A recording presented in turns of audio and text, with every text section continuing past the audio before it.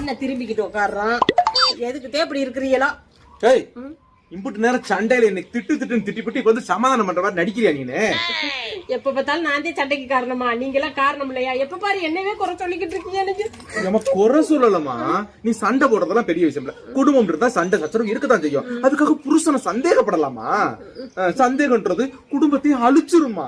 ஆமாங்க, நான் இனிமேல் சந்தேகப்படலங்க, விடுங்க. நீ சும்மா சொன்னாலும் நான் ஒத்துக்க மாட்டேன். சத்தியம் பண்ணி சொன்னாதான் ஒத்துக்க. இன்னுமே என்னை சந்தேகமே பட மாட்டேன்னு சத்தியம் பண்ணி பாப்போம். சத்தியமா இனி சந்தேகப்பட மாட்டேன். தர்மராசா, தர்மராசா, தர்மராசா.